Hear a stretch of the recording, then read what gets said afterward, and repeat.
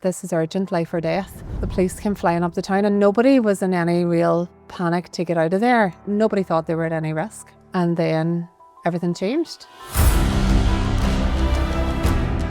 Felt like the ground was shaking and stuff, and it took a minute to realise kind of what had happened. And I couldn't see instantly, but at that stage I just thought it was dust and dirt. Within the first week I was told that I had to have my right eye removed. And again, as a teenager, I was devastated. So if it had been slightly higher or lower, I wouldn't have been here today. My consultant came in to tell me the operation hadn't been successful. And she said, well, Claire, we have two choices. She said, we can sit around and feel sorry for ourselves. And straight away I just went, nope. I suppose everything I've done and everything I continue to do, it's like, what's the point in putting life on hold? We have one chance at life and it is a privilege. August 2013, I decided to...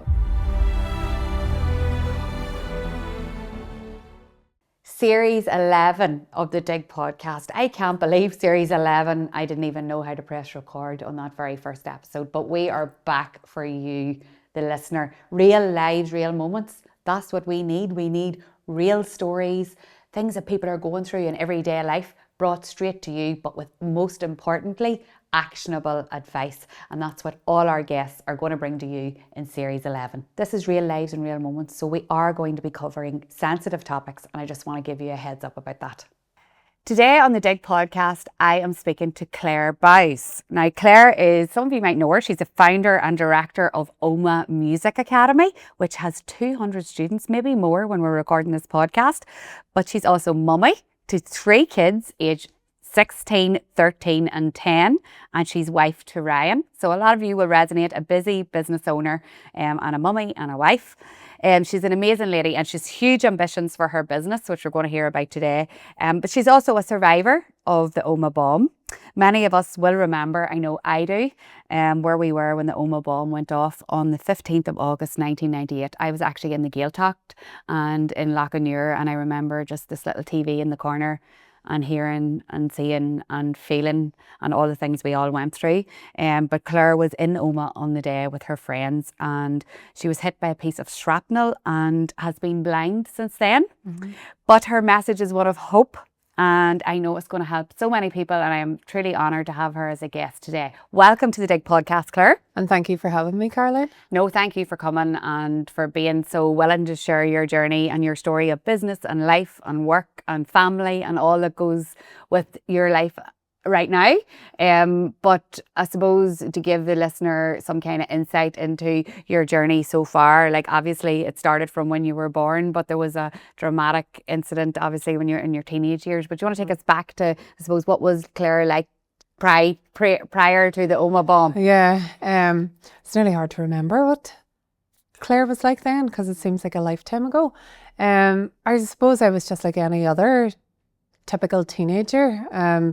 Lived for the weekends and going to the teenage discos and socialising with friends, and I was always out and about doing things with friends. I'm the oldest of 5 children, and I loved helping out at home. I cooked and I cleaned, and it wasn't because I was made to do it. Weirdly, I actually enjoyed it. Mm-hmm. And yeah, so I was pretty active in terms of, spent time with friends. That was a big part of my life, as it is for many teenagers, and school and playing piano and family life. Those were all the main things that were going on for me. Mm-hmm. And what about then whenever, so it was 15, you were 15, yeah. Whenever you were in the bomb, what happened that, do you mind talking about that day, just to give us an insight of what you were doing in Omagh day? It's funny, because I remember absolutely everything about that day. And I remember, even things like me and my friend were leaving the house, and Mum had just come back. She was actually working. She was a radiographer on call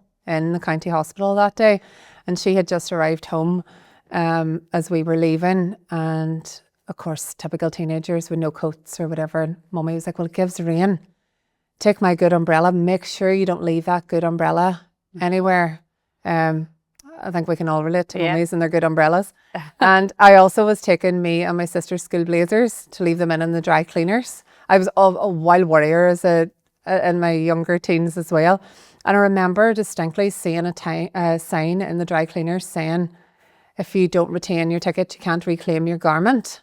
So I remember thinking, right, I need to put these tickets somewhere safe to give to Mummy when I get back home. And that was one of the first things I actually said to Mummy when I saw her in the hospital. I was like, Mummy, I've lost your umbrella and I don't have the tickets for the dry cleaners anymore. Of course, she didn't care one bit about either of those things. But yeah, so I was in town with my friends. A friend had stayed over the night before and we'd been to the local teenage disco, which was the highlight of our calendar every month.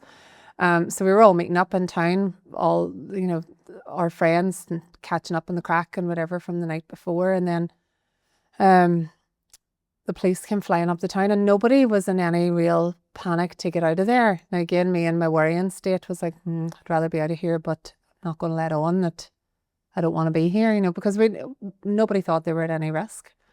And then everything changed in an instant. I remember the noise and almost it felt like the ground was shaking and stuff, and it took a minute to realise kind of what had happened. And I couldn't see instantly, but at that stage I just thought it was dust and dirt in my eyes. And so when I come around, I got up and I remember feeling, because it felt like a force hitting my face. So I remember feeling with my tongue around my mouth and I had a chipped tooth and I was like, oh, for God's sake, I've now got a chipped front tooth, because again, when you're 15, appearance and those things are so important. And I got up and was walking around. I don't know where I thought I was going or what I was doing. And I had my hand over my face like this. But I really did just genuinely at that stage believe it was dust and dirt in my eyes. And a man then came and helped me.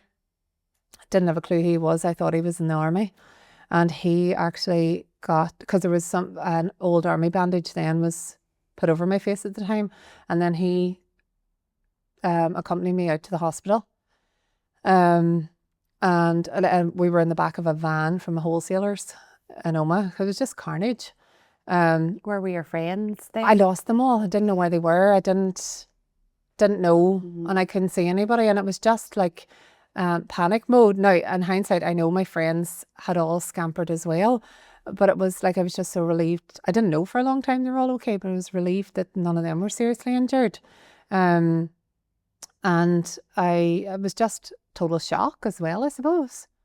And I went out to the county hospital and they were triaging everybody, and one of the nurses came along and ushered us to go out to take an ambulance to Enniskillen hospital to be triaged there. And this guy Gareth that was helping me, I didn't know he was from Adam. And I remember saying to him, I was like, will you please stay with me until somebody comes? Because nothing was familiar to me at that time, because I couldn't see anything. And he said he would. So we were going outside anyway to go in the ambulance to Enniskillen. And I remember just stopping. And I was like, what's wrong? I said, I don't want to go to Enniskillen. I was like, why? I said, my mum's in there working. She needs to know where I am. And he was like, right, come on, let's go back inside. So we went back into the county. And then I was triaged again. And I said to the nurse when she came over, I said, my mummy's working in radiography. Can you please let her know that I'm here and that I'm okay? But I'm not expecting her over to me because I know other people need her. Well, of course, as soon as mummy knew where I was, she was right over to me. And when I was taken then to be assessed by a doctor, my daddy actually came through the doors of the hospital. So I was so fortunate. Mummy and daddy were both with me within a very short time frame. And then I was airlifted in the first helicopter out of Omagh to Belfast. And me and you talked whenever we were talking, and we had a call before for anybody listening, Claire and I, to meet each other and just hear how we were going to chat through things. But you talked to me, and me and you decided it was like sliding door moments happened. Because when you were told to go to Enniskillen and you said you wanted to stay, if you'd have went, things would have been a lot different, wouldn't Absolutely. And when a few years later, Mummy and I actually randomly in Enniskillen, this man came over and introduced himself, and he was a paramedic working that day, and he was the one that took me out to the helicopter, and they were signalling to him that the helicopter was full, they couldn't take any more, and he wrote on a sheet from underneath, this is urgent, life or death. And that's the only reason I got into that first helicopter out of Omagh. And I just remember Daddy talking to me constantly, because I was lying on the on the ground with the helicopter, and Daddy just talked constantly. And in hindsight now, that was probably because he wanted to make sure I was still awake. Oh, right. And what was he saying? Can you remember what he was saying? He was saying, God, Claire, you want to see the view from up here? See, when all this is over, we'll get you up. And he was just talking about anything to make conversation. Do you know what I mean? To try and engage me and what was happening. You must have been so scared too, though, whenever They you have think to of have it. been, like when I think about it, and I wasn't aware of that at the time, because again, when you're 15, like you're completely carefree. And it's only since I've become a mummy and I have teenagers now myself, I'm much more aware of what it must have been like for my parents. Thank you so much again for listening to the Dig podcast. And don't forget, if you like listening each week, if you love our guests, please hit that follow button if you're listening on Apple or Spotify. If you're watching on YouTube, hit subscribe. And that means even more people can find out about the Dig podcast, and we can keep reaching out to the guests each week and bringing you some inspirational stories with actionable advice. Now we're going straight back to our amazing guest. And why, whenever that paramedic wrote about it being life or death, why was it so urgent that they got you there, Claire? Well, I didn't realise, it wasn't until a while later that I was told so my only injury, I have a tiny scar on my chin that you wouldn't even see. No, can't see it. And the only other injury I had was across my face. So I was hit by a piece of metal the size of a matchbox. It went across the front of my left eye and was embedded behind my right eye. But you have two main arteries that go across the bridge of your nose. And the piece of metal that I was hit with was actually wedged between those two arteries. So when I got to the Royal that evening, their main aim was to remove that piece of metal. So if it had been slightly higher or lower, I wouldn't have been here today. And I wasn't aware of that at the time. Like, I was fully conscious. I was kind of drifting in and out of consciousness, I suppose, a bit in the helicopter. I didn't feel any pain, but that was clearly shock. Okay. But yeah, so that was the main aim that night, was to remove that piece of metal. And also to try to keep your jeans. Yes. I when you told me this, it was so sad, but so lovely, but so innocent and all that So things. innocent. And that's, I suppose, a sign of how unaware of the extent of it all I was. Because I was wearing my favourite jeans that day, a brand called Sust.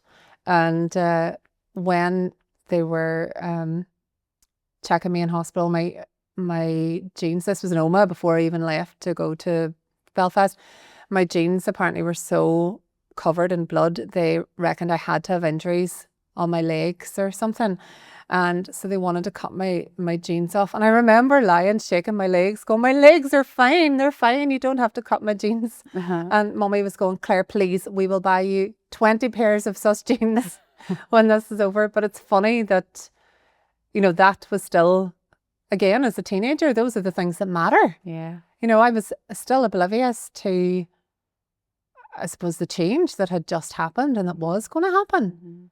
And what happened then after that, Claire? So obviously you had your operation and then life was very different. Yeah. Then on, how did you take that kind of news of what was going to be ahead for you? For the first week, I literally didn't get out of bed.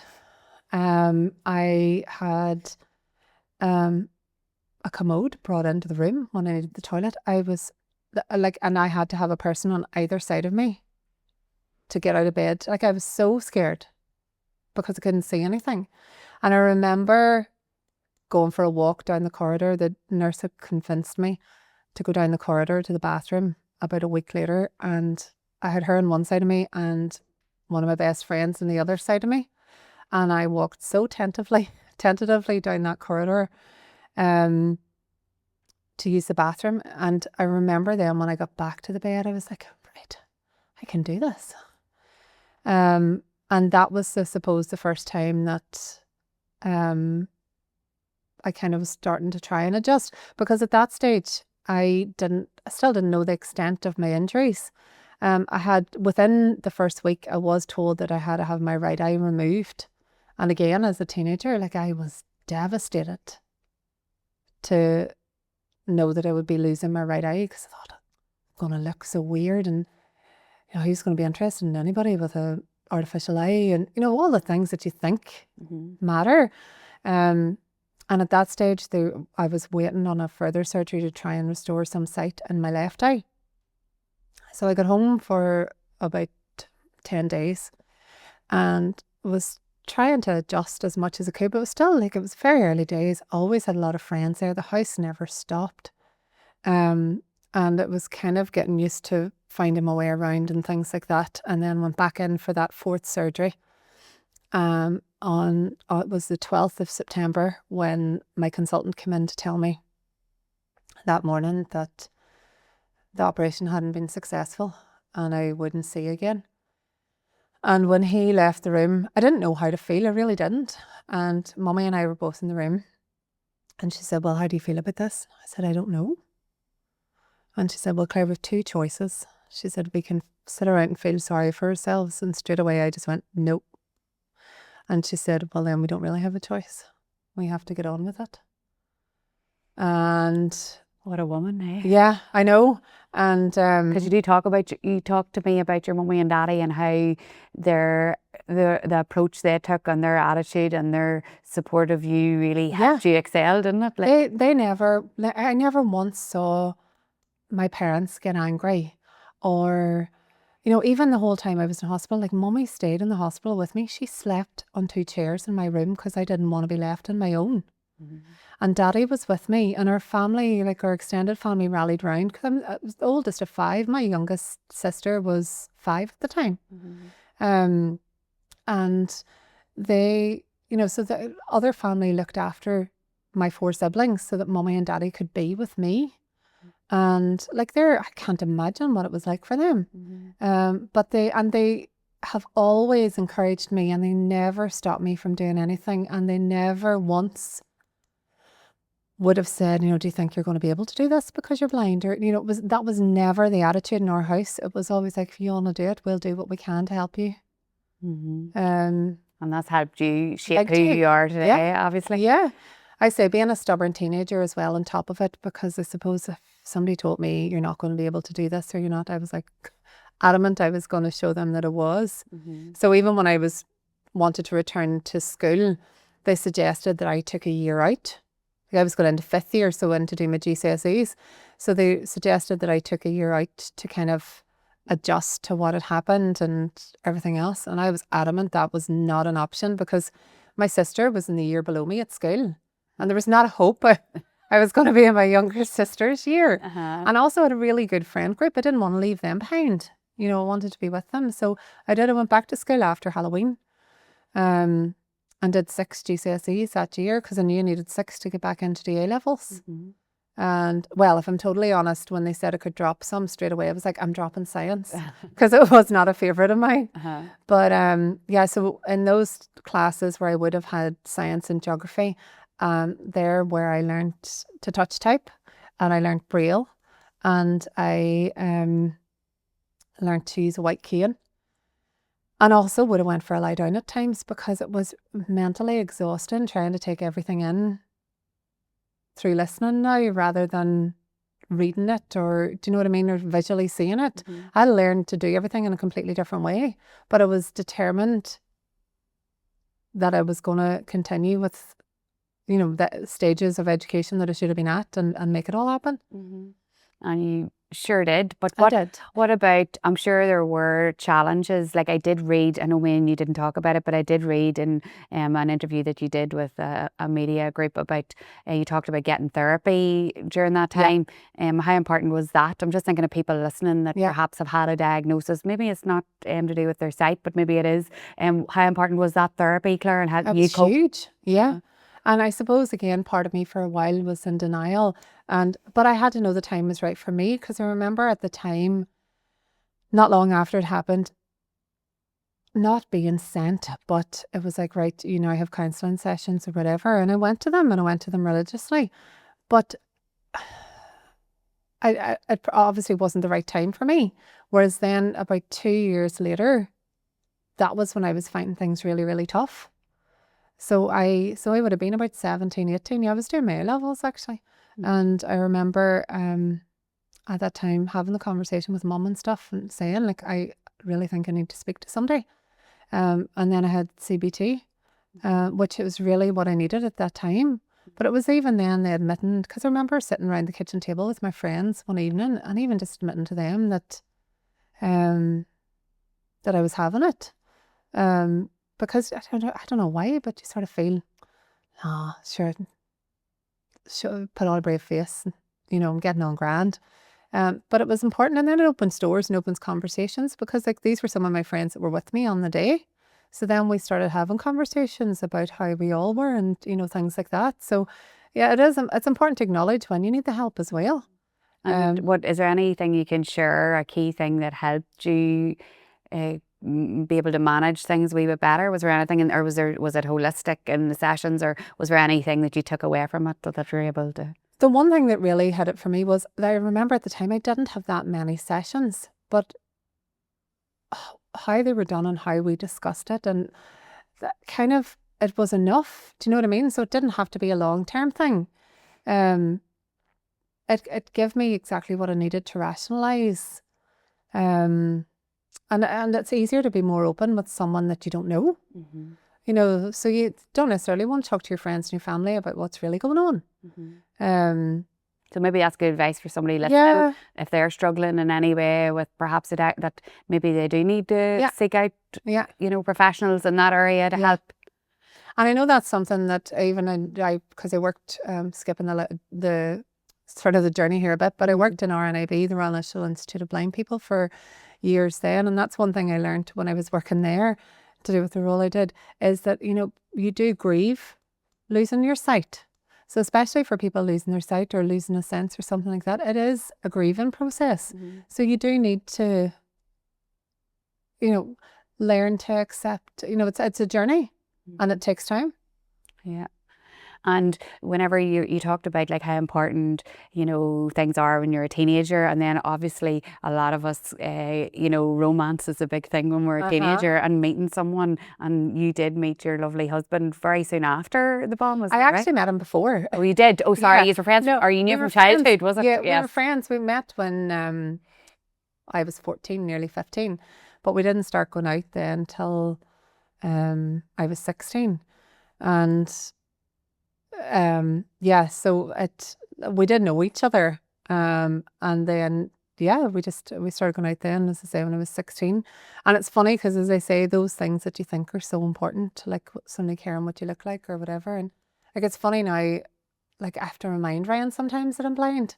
And in what way? Like what? Oh, like they just don't, like at home, like I'd even say to Ryan and the children, I'm like, do you remember that I can't actually see? Because they're like, they just let me get on with it. Yes. But that's, Ryan always says that. He says, because he never thinks of me. He never thinks of my blindness. When it's not part of us as such, if that makes sense. Yeah. So much hope in that, isn't there, though? Yeah. Like there probably will be people maybe in their younger, early teens that have had a diagnosis, like, and think that their life is maybe not going to be as fulfilled as as other people. But you're a shining example of that, how that is. And was like, I suppose then you guys were going out, and then so you went on to university, isn't that right? Yeah. And did Ryan go to university? He did, yeah. Okay. We both went to Belfast. Okay. And we moved into a house together with another girl, and I was the only one in the house that could cook. Okay. So yeah, and so I had to teach them kind of how to cook, but the deal was that if I did the cooking, they did the washing up. So we made it work. But and just like had a typical uni experience, like socializing, and some one time in your life where you have no money but you can manage to go out every night of the week. I know, how does that work? I look back and think, where did I get them? Yeah, out of for this? Exactly. But yeah, like, and that was, I suppose I always did GCSEs, did A levels, went to uni, and nothing was I still took the journey that I intended to take, if that makes sense. And trained with a guide dog. Like the day after I did my A levels, I went off to train with my guide dog Benny, because I knew I needed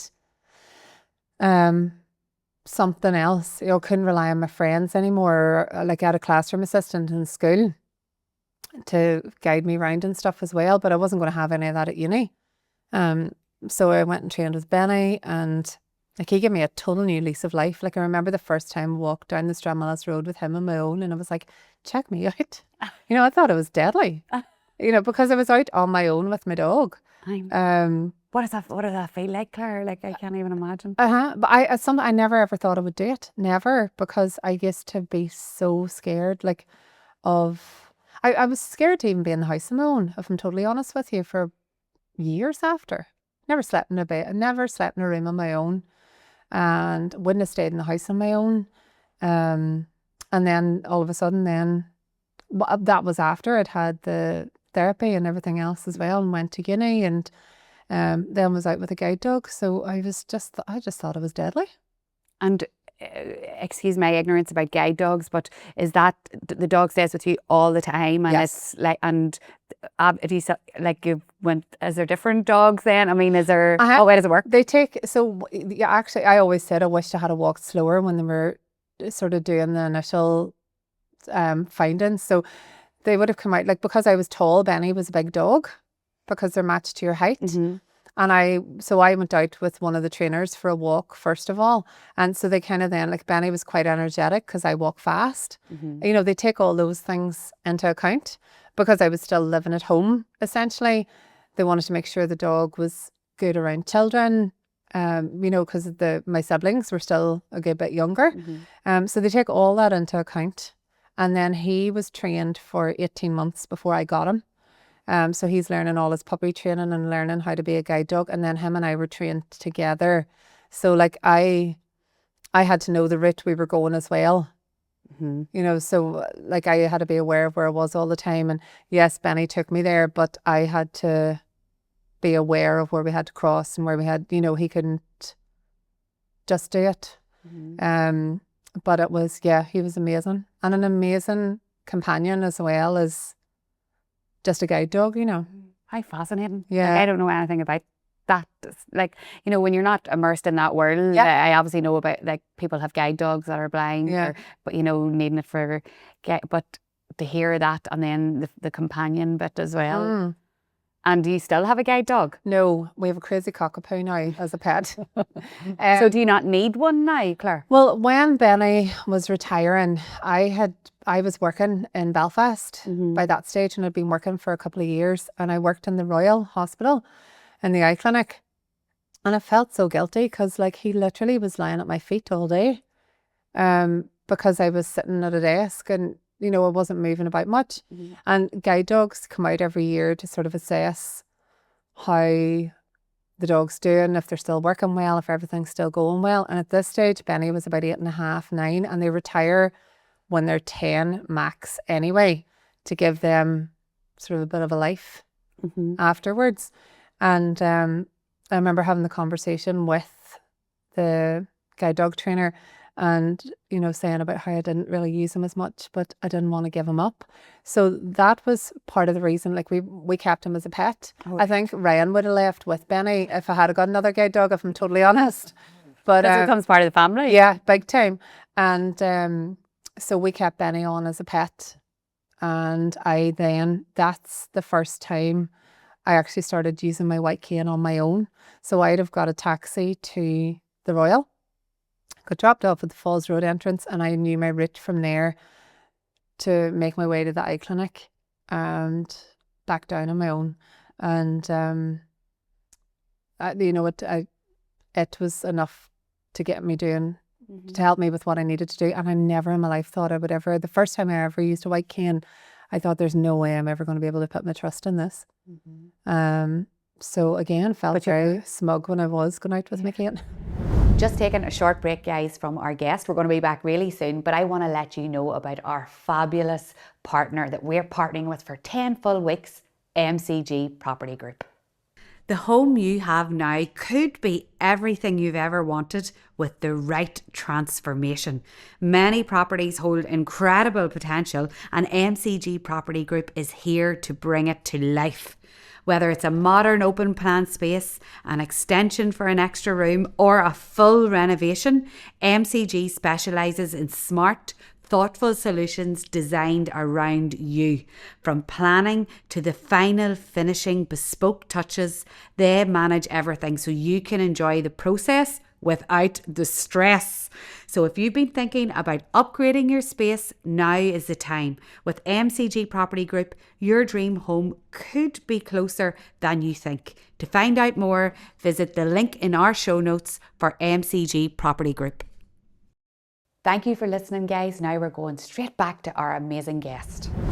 I know. So just the theme of resilience here, and like I won't be stopped, and I will do. Like Claire, like I spoke to you on Friday, and I've talked about you every single day since. I was talking to Jared, my husband. I said, like, Jared, this girl went on and had her kid. You said like you managed your kids, and they were so obviously you and Ryan got married, and then you had your wee ones, and you didn't have like any extra help as such. No, and I'm like, how did you manage when you can't see to rear your wee babies? Well, like no new parent knows what they're in for when they're like, it is the scariest. You know, in that way, you're blind to that anyway. Absolutely. It's the scariest moment in your life when you're handed this new baby that you have to take full responsibility of. And I remember actually the very first night. So Oren was born on in the evening time, and I was so relieved when the midwife said to Ryan, you know, you can stay with her tonight if you want. I was like, oh, thank goodness. I don't have to do this on my own yet. But I ended up having to stay in hospital for 2 nights. So on the Saturday night, Ryan had went home, and I remember Oren started to cry, and I lifted him just and was holding him, sitting on the bed, and I started to cry as well, because it was like, I don't know what I'm meant to do. Yeah. And like, but that's what I did too, though. Yeah, you know, everybody does that. Yeah. But I had loads of experience with children, because like my younger siblings, and I have lots of cousins younger than me too. So like babies weren't new to me as such, but being a mummy was very new to me. And again, we were still living in Belfast, so we didn't have family there constantly. Now my mum did come up. She didn't work on a Friday, so she used to come to Belfast. But Oren was also the first grandchild, so like any grandparent would be wanting to do that. But yeah, I just didn't put a lot of thought into it.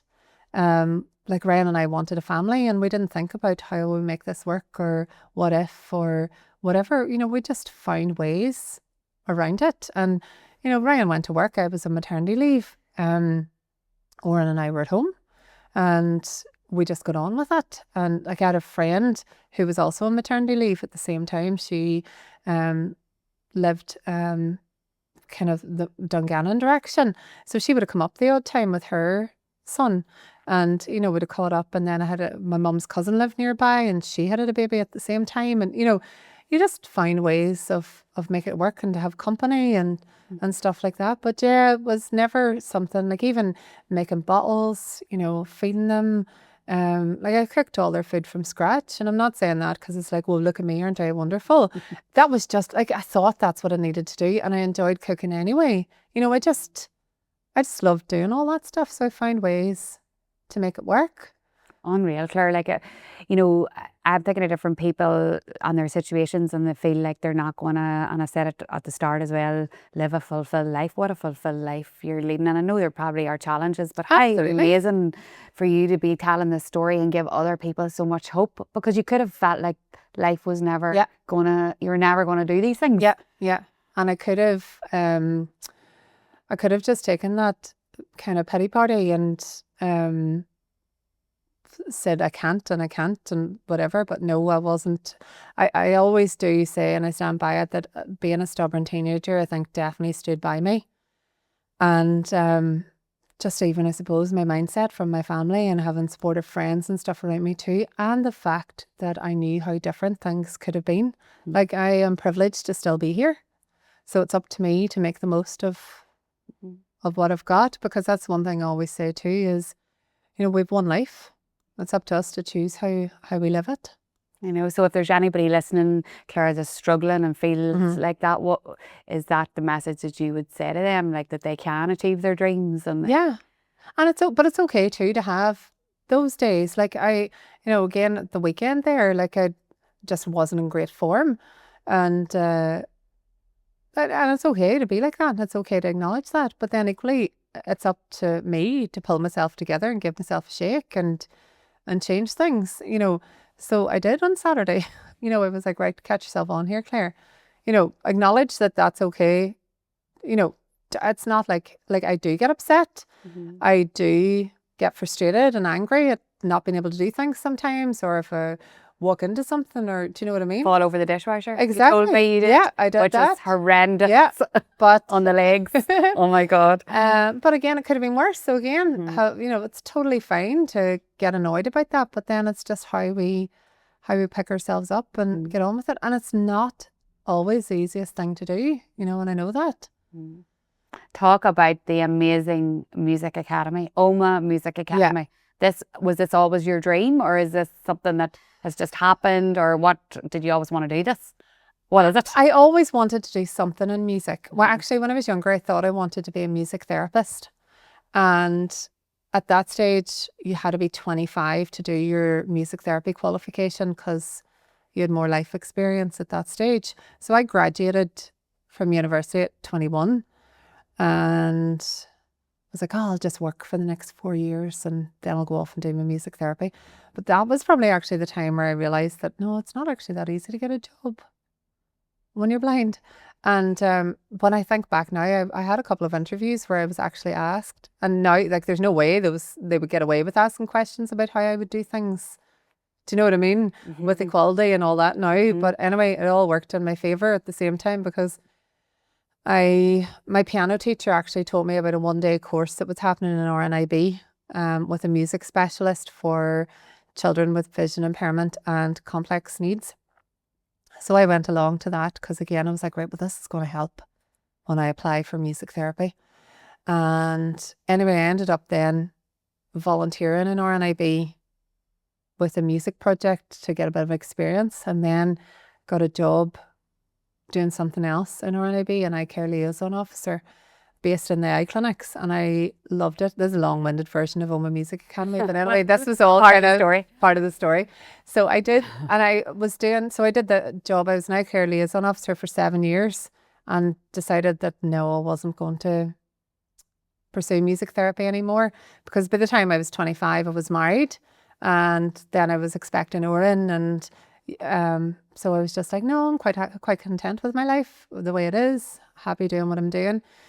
And then when I was expecting Connor, our second son, we moved back home to Omagh. And when I was off on maternity leave, like I always missed my music, because I did a wee bit of teaching when I was in Belfast School of Music. But when I moved home then, I just thought more about how I really missed music, and I wanted to be back in it. And so I had this dream, literally, of opening a music school where people could come together and learn together. But even for teachers, they could learn together, because when I was learning piano when I was younger, I went to my piano teacher's house. So there was only me and my piano teacher and my sister, who was sitting doing her homework or something, you know, waiting on her turn. And it was probably similar for anybody else that learnt an instrument. Yeah. And I was so shy as a child. When I went home then to practice, the piano was in a different room. So as far as I was aware, nobody could hear me. So I wanted somewhere where our students could feel like they were part of something bigger, but equally the teachers could have a network where they could feel like they were part of something, and not as isolated. So in 2013, August 2013, I decided to open Omagh Music Academy. And at that stage, Oren was 3 and Connor was almost 1. No, 2. You weren't busy enough, right? I know, that's it. As if at 4 and 2, the boys were, as if I didn't have enough going on. And I remember saying to Ryan at the time, you know, because I didn't tell anybody for ages that I was going to open the music academy. I was working on doing it. And I walked into my job, and after I had Connor, actually, I was due back to work, and work contacted me to say, because I've been travelling to Belfast from Omagh before that, then for those couple of months before I went on maternity leave. So work contacted me and they were like, Claire, we have a new trust, or a new contract with the Western Trust. Would you be interested in covering the Western Trust as an eye care liaison officer? And I was like, well, I only want to do 4 days. That's fine. I want to be finished by whatever time. It was like, and they made it too easy for me to go back. Yes. If that makes sense. Yeah. And I was like, They wanted to keep you. That's why you're good at your job. And so I just was like, okay, I'm going to go back. This is the easier option.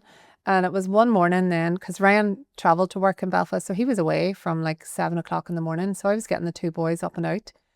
And I remember trying to hurry Oren up and feeding Connor and thinking, there's more to life than this. Like the time in the morning wasn't quality time with the children because it was just chaos getting them out. And I was like I loved my job, but it just wasn't fueling my fire in the same way anymore. So I went back to work in the May, and in October I went in to speak to my manager with my letter in hand, because I knew if I didn't do that I wouldn't see it through. And I handed him a letter of resignation and said, I'm handing him a notice. And it was the scariest thing, because I was like, I have just walked out of a full-time job and a full-time salary to basically build my dream. And Claire, just to stop you there, this is a big thing for women especially, men too, but women who are mums, juggling family life, also wanting to fulfill their dreams, thinking I need to be safe because I need to stay in a good job, but I don't. How did you get the courage to do that? Well, I always say, I attribute it to Ryan. And if you knew Ryan, right, Ryan is the easiest going person and is always very much like, whatever you think, Claire. Or, whatever, it'll all work out. It doesn't put too much thought into anything. And him and I were sitting talking one night before I handed in my notice. And I was like, Ryan, like, should I just put this out of my head for now, until the children are older? Because again, because we teach lessons to mainly children, like I'm not home to maybe 8 o'clock, 7:30 at night. So I was like, maybe it's not going to work for our family life. Should I wait till the boys are older and whatever. I was coming up with all these reasons. He was like, Claire, you have to try it. He says, if you try it and it doesn't work, you've tried, you know the answer. He says, but you could try it and it could work really, really well. And you'll never know unless you give it a go. And that was the moment. Man, Ryan. I know.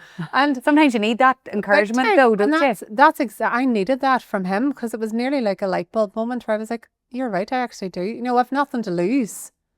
Because Claire, I talked to loads of people about this, and sometimes when you do tell the people closest to you, they want to protect you from what, and they can be like, oh, and they're scared for you, and sometimes the closest to you aren't the right. But thank God in your case, Ryan encouraged you then. Absolutely, because if he had said, no, do you know what, probably right, maybe you're better sticking at your work, I would have. Yes. Because I needed his support, because he was coming home from a day's work at 5 o'clock to essentially put 2 young children to bed and, get them their dinner and do whatever, because I was out working. Now, I did make sure I was always at home at least one evening, and, again, it was balance. But this is the thing I suppose my children have learned over the years is, and I think it's important for them to realise it too, a job doesn't have to be just 9 to 5, Monday to Friday. If you want to do, like for me, I'm doing what I really want to do. So I have to work the hours that suit. Do you know what I mean? Yeah. And, I think it's good for the children to realise that as well, that you can make whatever you want work. You just have to work it. And I do then, like I take a lot of time over the summer. Like I don't teach in the Music Academy over the summer. But I do my work in the mornings, because now they're teenagers, they don't get out of bed till lunchtime. So I do my work in the mornings, the stuff that needs done. And then it means I'm free for them in the afternoons and the evenings. And, so it's that balance. Like there's not many others that can take that time. So true. And I was going to say, so the Omagh Academy has been going 14 or 15 years now? Then? Yeah, 2013 we opened. Okay. And so this is our 12th year and going, And again, when I opened it, I was like, I don't know what I'm at. Because I hadn't taught in a wee while. And had a couple of teachers that said they'd come and work for me and stuff like that. And I had I've advertised a week of taster lessons. And my sister was helping me out that week. My youngest sister, Karen. And so she was going to be on reception. We had people coming in for taster lessons, 15 minutes to see what they thought and then sign up. And I remember one of the days, me and Karen just standing there kind of laughing, going, what has happened? Why was it so busy? It was so busy. Okay. So many people came. Like, we literally hit the ground running. I think we had 80 students signed up to start in that first week in September. And like, I had all those thoughts too, where I was like, oh, people are going to be thinking, who's your woman think she is? Like, she hasn't even been here for the last 10 years. She's been up in Belfast living the high life, and now she comes back and thinks she can open a music school. You know, all those thoughts were going through my head. What will people think? What will people, you know, will they think I'm wise? And also, will people trust me to teach their children when I'm blind? Okay. You know, those were all, but they're all realistic thoughts. But I had to put those out of my head and go with it. I had no business experience whatsoever, but most people deciding to open a business like that don't have. And I've learned along the way, and I'm still learning. What's been your biggest learning over those years? Could you put it down to one thing or two things that you would that could help other people perhaps on the journey of self-employment or following their dream? Or is there anything you would say, oh, I'm glad I knew that, or I wish I had knew that sooner? Or... The one thing that is really hard at the start, because it is just about getting people in and making money, but it's getting that balance between working in your business and on your business. So like for me, like even up until a couple of years ago, like I was teaching the guts of 50 students a week, because it's now the stage, like when I think back to those thoughts of, are people going to trust me to teach their children when I'm blind? Like now there's people that are coming looking for me, you know, and want me to teach them. And just to jump in, there's a reason why, because you told me at the start and I was like, that is amazing. You're not just focusing on the skill, you're focusing on the confidence of the child. Yeah. Tell me about that bit, because I just think that's lovely for parents to know as well, regardless if they ever go to Omagh Music Academy. In general, the holistic approach, tell us about that. Our ethos is encouraging confidence and creativity through music. And for us, that is the ultimate goal. And, you know, and we want our students to become musicians first, and to become independent learners. Like I say to so many of my students, I'm like, you're not going to come to piano lessons forever. So no point in me telling you that. And sir, you have to be able to work this out. And, you know, so it's teaching them in a way where they can, I suppose, have confidence and ownership in what they're doing. We give them opportunities to perform, and they collaborate with others, so that we do group classes and individual lessons. And so they're playing with others right from a young age. And we have concerts. Like we had a concert there at Christmas. It was outdoors in Main Street in Omagh. And I honestly, I went home buzzing and was so proud.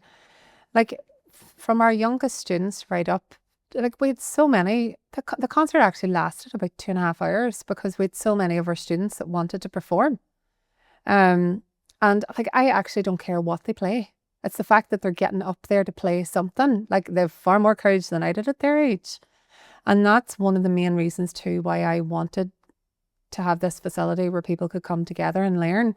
I was so shy as a child. I had zero confidence, and like I definitely not in performing. And like, and after I lost my sight, I was asked to perform in lots of kind of prestigious events and things like that, and I didn't enjoy any of them. And don't just skim over that now, because you told me when you came in the White House. So. Yeah, I played in the White House on St. Patrick's Day in 1999 with Phil Coulter. Did you? Yeah. And then one of the things I always love, like my boys love telling their friends, is too, that I played for Man United. Did you?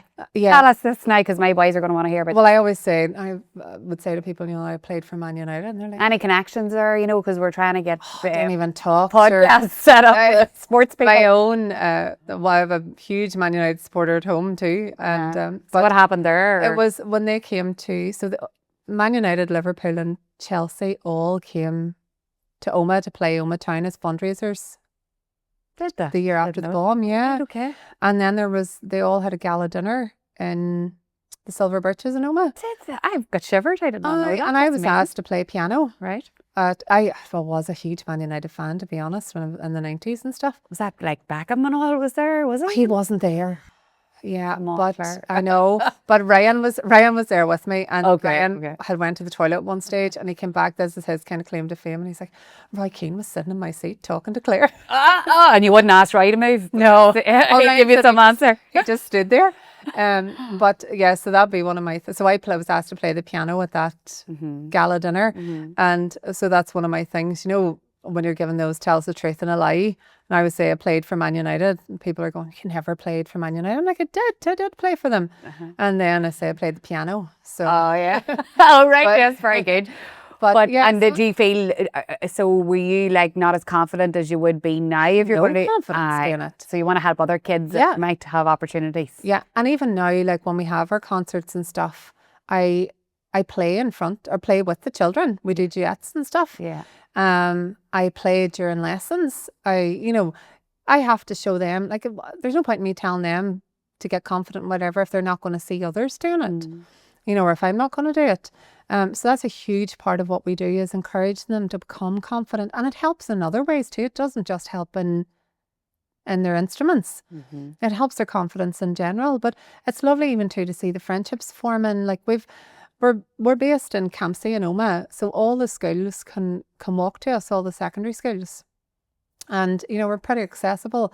And it's lovely, just the buzz. Like, it's not only now the children that are forming friendships, like the parents that are there at the same times every week, they sit chatting to each other in reception when they're waiting on their children in their lessons, or do you know what I mean? So it kind of sounds a bit cliche, but we really have built a lovely wee community, and a real supportive community. And like even the teachers, like everybody just wants to help each other out. And, it is a really nice place to be. And I know it's easy for me to say that being the boss, but it is. Well, it's like it. Yeah. Claire, I'm sure people say this to you all the time, but you are an incredible person. I forgot you're blind, if that makes sense. Well, that's why Ryan does too, I think. I have. Like, we're sitting here when you came in first, the first time I've met you, and I'm very aware that you are when you walked in, that I showed you around or whatever. But I forgot in our conversation now, and you have that way of, I don't know, like for people, I just think it's going to be brilliant for people who are listening that are struggling. And anyway, to see you so fulfilled and happy and, following your dreams. This is an incredible story. Yeah. And you're unbelievable. I think Ryan now hates it when I go, I've had an idea, because he's like, uh-oh. I know. My husband's like that too. Yeah. Like, don't tell me, Caroline. But it is, I mean, and again, it's like, well, I suppose everything I've done and everything I continue to do, it's like, what's the point in putting life on hold? You never know what is around the corner. You never know when things are going to change. So what's the point in waiting for the right time? Because there's no such thing as the right time. And that's what I was going to ask. I've sort of asked everybody in this series, like, what's the best piece of advice you've ever been given? Is there anything that stands out in all your years? I suppose you've been given so many different things. Is there any key thing, or maybe a piece of it, you've just give a piece of advice to the audience? You never know when life changes, but is there anything you sticks in your mind that someone has said? The one thing that always sticks in my head, and I always quote this to people, and it's the line from Cycle Against Suicide, that it's okay not to be okay, and it's absolutely okay to ask for help. And that's one thing, like, I've had to ask for help so many times in my life, and I still do have to ask for help. And that's one thing, and I don't know if it's from being from Northern Ireland or what, but we're not always very good at admitting that we need help, or that we need, do you know what I mean? And that's, I suppose, the one thing that always sticks with me, and you don't have to be okay all the time. It's okay not to be buzzing and achieving great things, and that doesn't have to be the way it is. But it's then just picking yourself up when the time is right, and taking that next step. And that's, I suppose, my thing, and I know I've said this already, is that you only live once.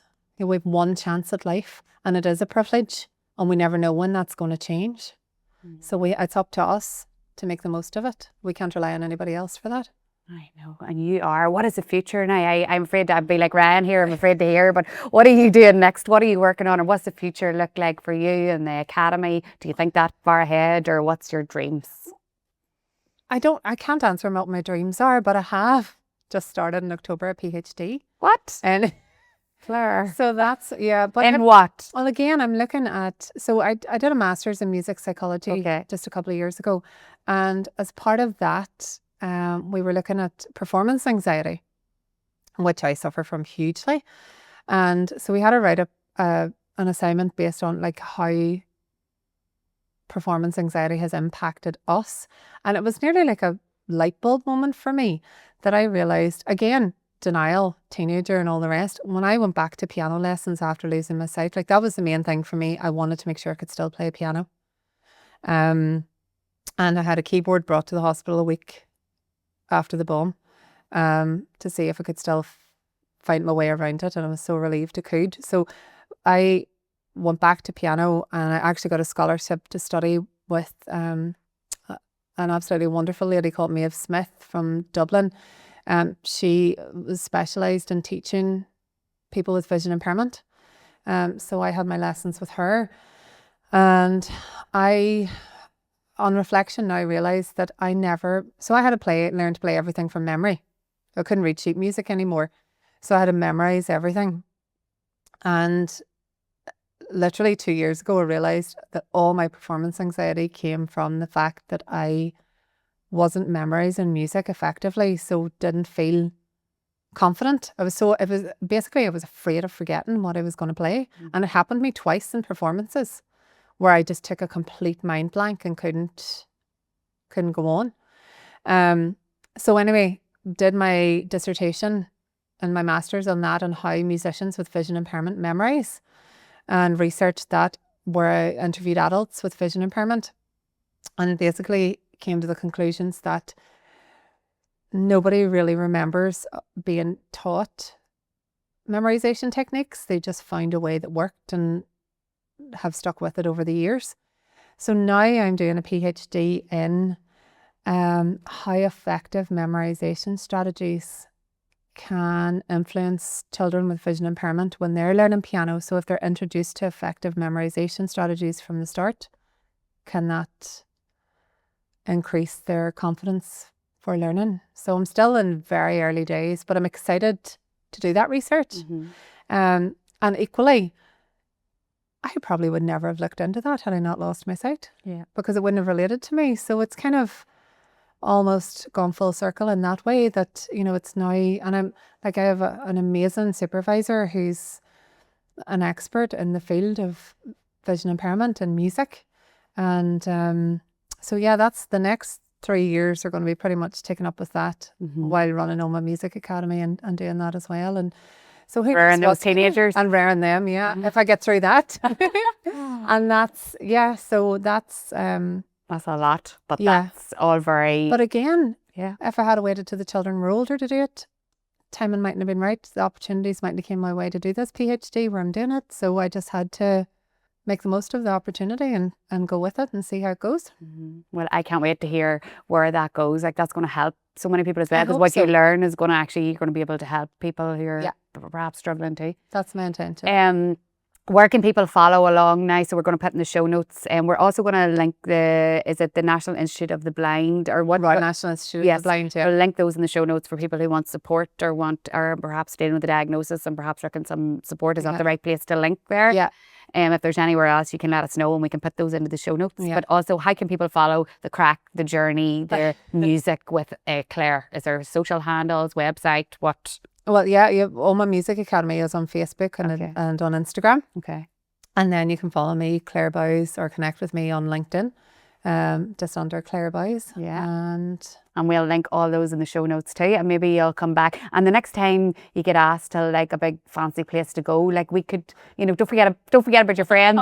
We want to come and come along. Like, I'll be following along on your journey now, and hopefully you'll come back on the Dig podcast again. And I'd love to. And see what's happening. And then, but you're a true inspiration, a lady, and such a lovely person to sit and chat to. I could talk to you all day. And hopefully this isn't the last time our paths will cross. Thank you for being my guest. It is my pleasure. Thank you for having me, Carly. Thank you.